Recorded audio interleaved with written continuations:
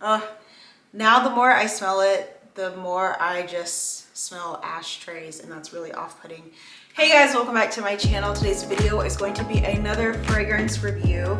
There are just so many new fragrances that are very interesting to me right now, so I want to in particular take some time to review this one. I didn't have this on my radar, but I happened to get a sample of it. I wanted to share my thoughts with you and kind of let you know what I think. Before we get started, take a moment to subscribe to my channel. It really helps me out a lot here on YouTube. All right, let's get into it.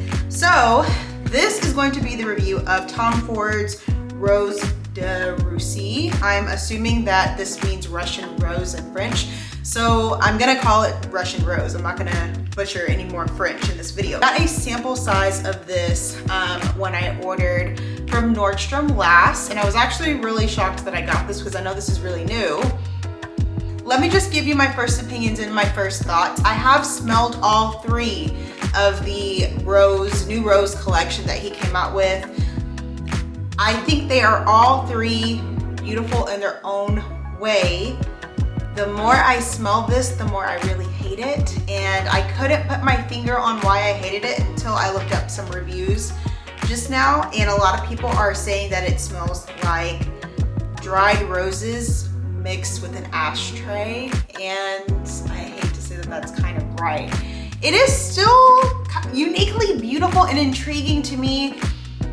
Now, the good thing about this fragrance is that I wouldn't say that it's a traditional rose scent. In fact, none of the three that I smelled to me are a traditional rose or grandma type rose scent, which I really like. The Tom Ford team did a really great job of kind of putting a twist on what a classic rose smell is. But let me get back to my initial thoughts of this fragrance is that it was really beautiful.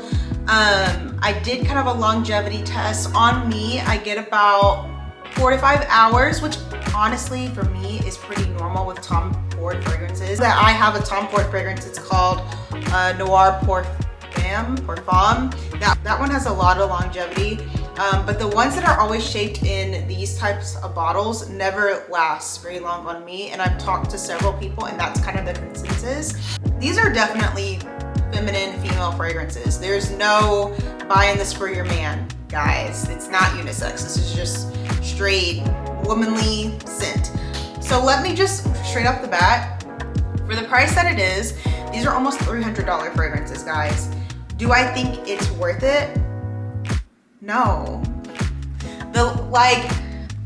For me personally, I don't mind a skin scent. I don't mind scents that don't last all day. However, when you're $300, you need to last until the next day. You know what I'm saying? Like, to me, that honestly is ridiculous. The other thing I'm gonna say about these fragrances is that while they are all beautiful still in their own right to me, I don't think that it's necessarily worth it.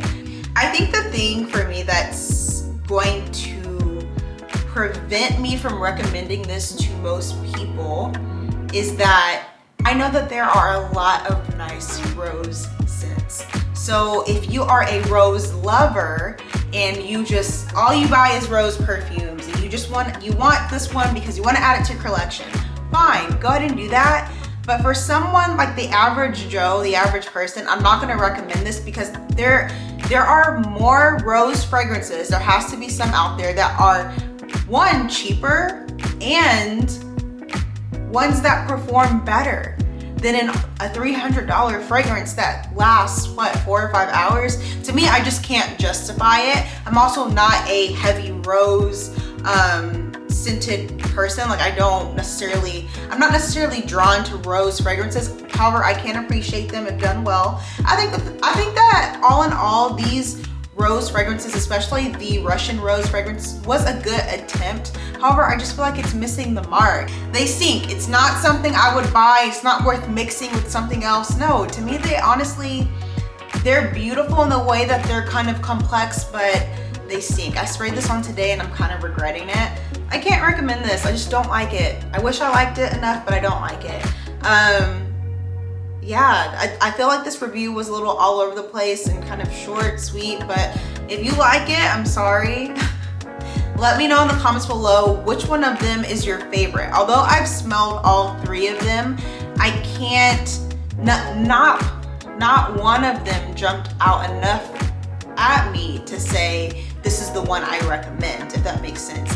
They are all kind of equally disappointing and also equally unique. Like they all give the same vibe, the same DNA to me. They're just a little different.